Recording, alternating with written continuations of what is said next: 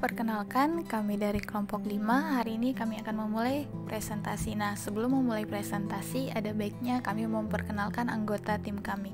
Nah, yang pertama ada Carol Rebecca Bukit, yang kedua ada Evi Maria Marsaulina Bruta Barat, yang ketiga ada Mutia Balkis Lubis, keempat ada Natalia Valentina Purba, ada Rosta Juliana Sinaga, dan terakhir Sinar Lovria Lumban Tobing.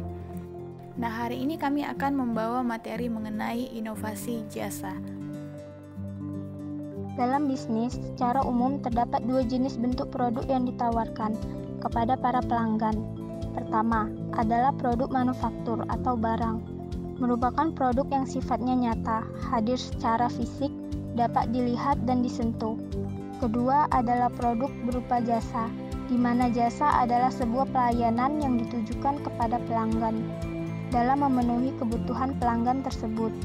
Sifat dari jasa adalah kebalikan dari produk manufaktur. Tidak dapat dilihat bentuknya, tidak dapat disentuh, dan secara fisik tidak dapat diketahui bentuknya. Hanya dapat dirasakan apakah mampu memenuhi keinginan pelanggan atau tidak. Selanjutnya, definisi jasa. Jasa atau servis mengacu pada 3 lingkup definisi utama, yaitu industri, output atau penawaran, dan proses. Nah, menurut Argo dan Lutz, jasa adalah pengaplikasian kompetensi atau knowledge dan skill melalui tindakan, proses, dan kinerja untuk memberikan manfaat atau benefit bagi entitas yang lain atau entitas itu sendiri. Jadi, berdasarkan definisi yang disampaikan oleh beberapa ahli, dapat disimpulkan bahwa jasa adalah proses penyampaian sesuatu yang tak berwujud atau intangible kepada pihak lain sehingga berguna, bermanfaat, dan memberikan kepuasan atas apa yang ditawarkan. Selanjutnya itu ada bentuk jasa, di mana bentuk jasa ini dibedakan menjadi 5 kategori jasa. Yang pertama itu ada pure tangible good, yaitu berupa produk fisik murni seperti sabun mandi, pasta gigi, garam, yang tidak disertai layanan jasa pada produk bersangkutan. Yang kedua, tangible good with accompanying service, sebuah penawaran barang fisik yang disertai dengan satu atau beberapa layanan, misalnya dealer mobil menawarkan jasa test drive, reparasi, penggantian suku cadang. Lalu yang ketiga itu hybrid, penawaran pada tipe ini terdiri atas komponen barang dan jasa yang relatif seimbang. Misalnya, ada restoran siap saji yang menyediakan makanan dan penyediaannya. Lalu yang keempat itu ada major service with accompanying minor goods in service. Dalam tipe ini yaitu membutuhkan kapital intensif yang cukup besar untuk mewujudkan. Misalnya dalam konteks jasa penerbangan ada sejumlah unsur barang fisik pelengkap seperti makanan, minuman, maupun televisi. Lalu yang kelima itu ada pure service. Penawaran pada tipe ini hampir seluruhnya adalah jasa. Seperti contohnya itu jasa tukang pijat, konsultan psikologi, babysitter, pengacara, maupun pengajar. Selanjutnya kita akan membahas apa aja sih karakteristik dari jasa.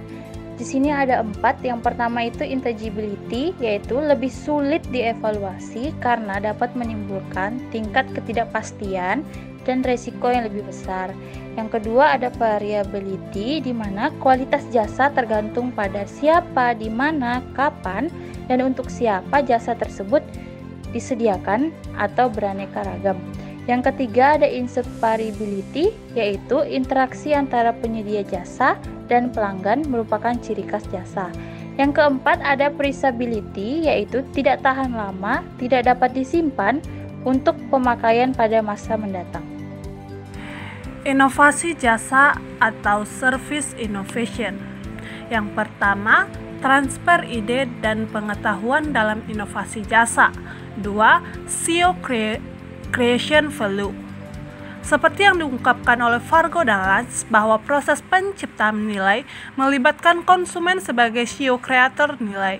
Misalnya merek global McDonald's sering mengambil makna yang berbeda karena memasuki negara dan budaya yang berbeda.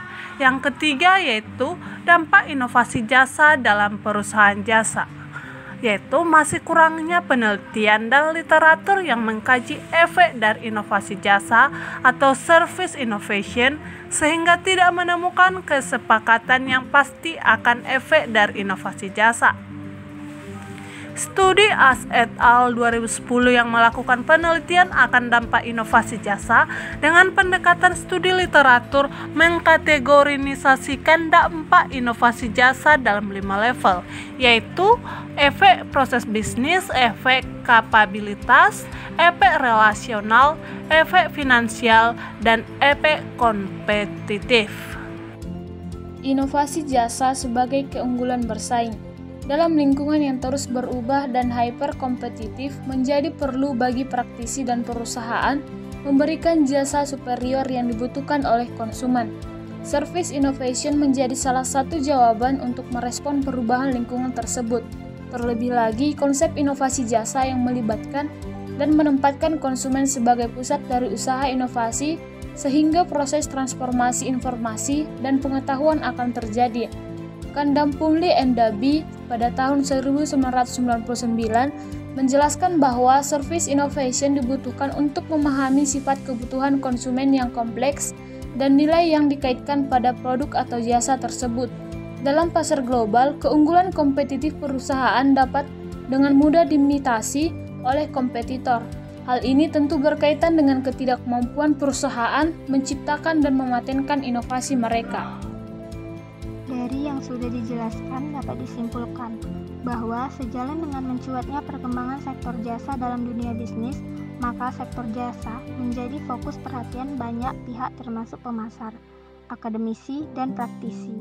Saat ini, layanan jasa tidak lagi semata-mata dipahami sebagai domain produk jasa atau servis, tetapi dalam produk fisik juga telah memasukkan elemen jasa dalam melengkapi produk intinya.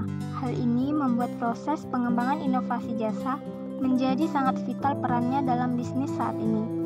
Proses inovasi jasa yang membutuhkan sumber daya yang bersifat intelligibility seperti ide, pengetahuan, dan skill menjadikan proses inovasi jasa menjadi sangat kompleks. Selanjutnya kita masuk pada contoh kasus. Nah, salah satu inovasi bisnis besar yang wajib kita akui adalah dengan munculnya ojek dan taksi online.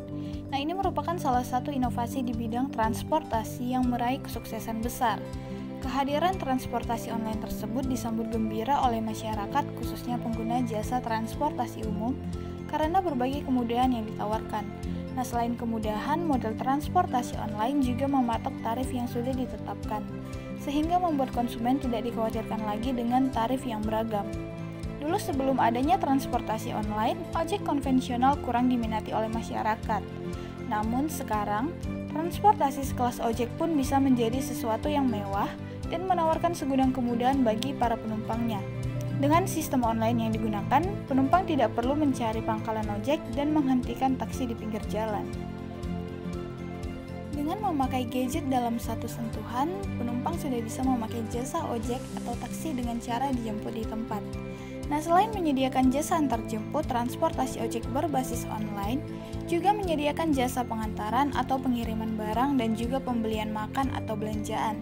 Nah, berbagai kemudahan tersebut seakan memanjakan konsumen di era modern yang menuntut segala sesuatu serba instan. Nah, dengan menggunakan jasa ojek online tersebut, konsumen bisa membeli makanan atau belanjaan tanpa harus keluar rumah dan pergi ke toko. Dengan bermodalkan gadget dan daftar pesanan, barang yang ingin dibeli bisa datang sendiri ke rumah dengan diantar oleh tukang ojeknya.